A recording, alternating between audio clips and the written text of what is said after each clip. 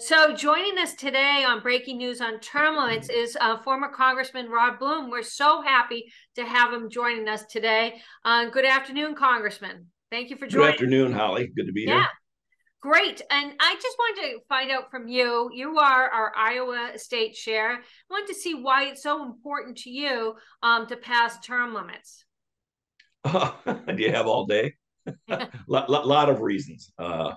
I ran when I first ran for Congress. I ran on a term limits platform because, as a citizen, I believed that they were a good thing. And then once I got to Washington D.C., I was 1,000% convinced that they are a good thing and that they're needed.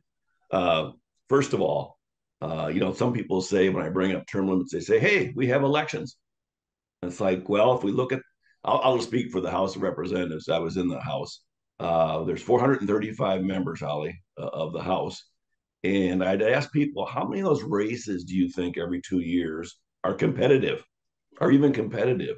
And, I got varying answers all over the board, but they were almost always surprised when I said, and I'm being kind here, probably 35 of the 435 are actually competitive races. That means 95% of the House seats are not competitive. That is not a good situation. And I saw in Washington D.C. what happens when somebody has made a career, out of politics. So the elections are not the solution to turning people over. When you think about this, Holly, it's the president and vice president are term limited, and I think 37 governors are term limited, and Congress is not term limited. I mean, there's a reason those people are term limited. Turnover is good, change is good. Uh, this was never meant to be a career. The founding fathers never envisioned people going to Washington, D.C. and being there for 30, 40, 50, 60 years. And because bad things happen, I believe, when people are there that long. They envisioned them having a career outside of politics and a successful career, and then going to Washington, D.C. to help your country for 2 years or 4 years or 6 years, and then go back to doing what you were doing before. And in that way, if we had that kind of turnover, we'd have people from different occupations, different levels of success, and all kinds of different ideas coming into Congress. Instead, what we have is people. Well, once you get there, you realize most of Congress lives in Washington, D.C. Their constituents. I always viewed my constituents as the great people in the first district of Iowa because I came back home every weekend. Most of the people in Congress live in Washington, D.C. They don't go back to their home districts very often. And they think their constituents are Fox News and CNN and MSNBC and the media. That's their constituents. That's who they're playing to. And it's like that's just plain wrong. If you want to talk about bipartisanship, I don't think there's a more bipartisan issue out there, Holly, than term limits. I don't know what the exact numbers are, but I think Republicans, it's over 80% want term limits. Independents, I think it's over 80% want term limits. Democrats, I believe it's 76, 78%. No, we're over 80% now in the national Over 80. polling. Okay, they're over Democrats, over 80% want term limits. You could not find another issue, not another issue in this country that people across all political spectrums agree on more so than term limits. Yet, we can't get Congress to vote for term limits. Something, I always said when these congressional members, and I know a lot of them, a lot of them are friends, good people. The system's kind of screwed up, is what I think. They're good people.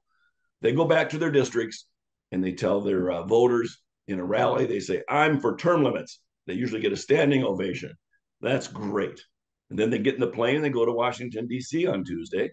And when the plane crosses the Potomac River, something switches in their head. And I've seen them, I've actually heard them walk up next to the speaker on the House floor and say, "Mr. Speaker, let's never have a floor vote on term limits. I don't want to have to go on record," because secretly they really are for term limits. They love this cush job they have. But they tell the folks back home, "Nope, I'm for term limits." Really, they're against term limits. They don't want any votes. I've heard them say it to the speaker.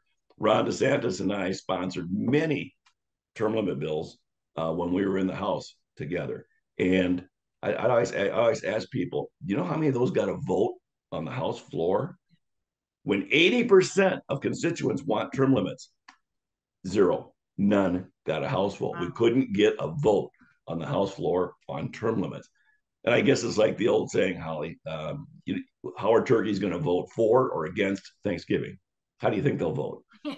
Probably against, right? So it's like, it's just we couldn't get a vote, even though it's what the people want, and so it's very disheartening. We kept the fight up. I did when I was there.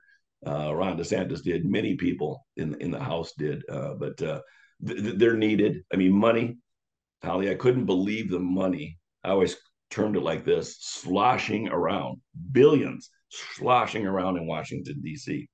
And guess where 95, 98, 99% of the money goes? To the incumbents. Yeah. To the incumbents. And that old saying, like, hey, that guy and this woman, they're bought and paid for. Let's put it this way: these big organizations put a lot of money, because sadly campaigns take a lot of money, into certain candidates. Then when they win, I mean, we'd have to be awfully naive to think that there's not some kind of payback. Yeah.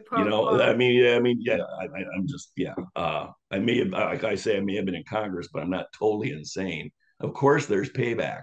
Of course that there is, and that's not a good thing. That's not a good thing. I'd love to see us get money out of campaigns and out of the system, but it's there, and it's a First Amendment right, I guess, and I understand that. So it's a tough issue. So what's the solution? Term limits is the solution, and that's why 98% of incumbents win re-election, because they have a war chest of money. Where'd that come from?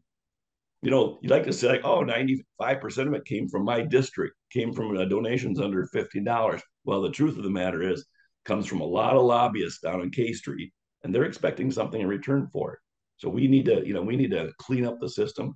We'll have a better it's interesting. 95% of congressional members win re-election. What's the approval rating of Congress? Do you know? Oh, it's down in what the It, teens.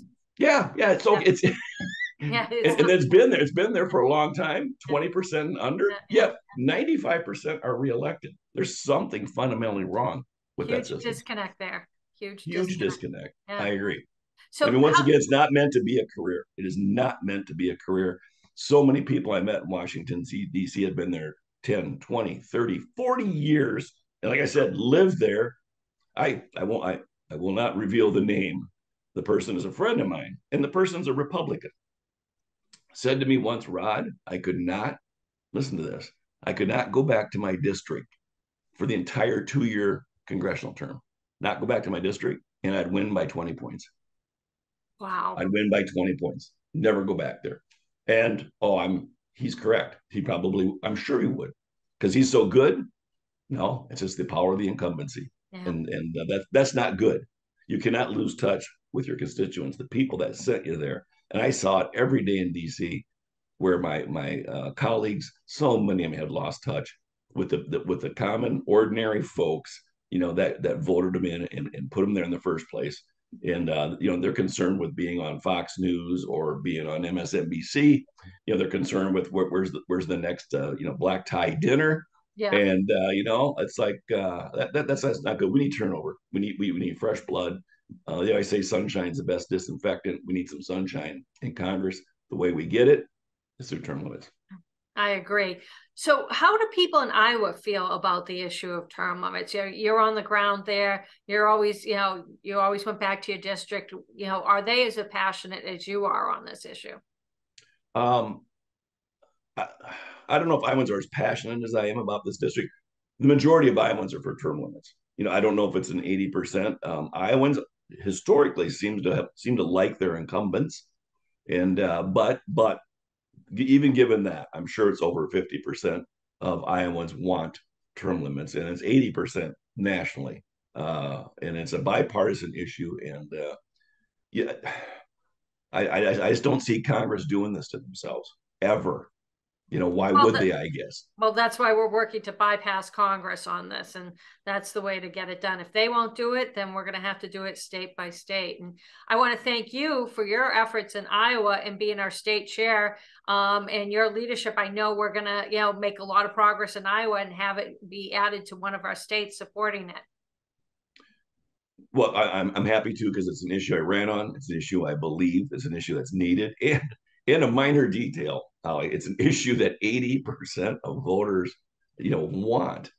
So we have to find a way to put the heat on. I love the pledges, and the more people we get pledged to do. All I'd asked for when I was in Congress in the House was, can we get a floor vote? I mean, can we get a floor vote? Just get Yeah. a floor vote on this. I mean, it's not the end of the world.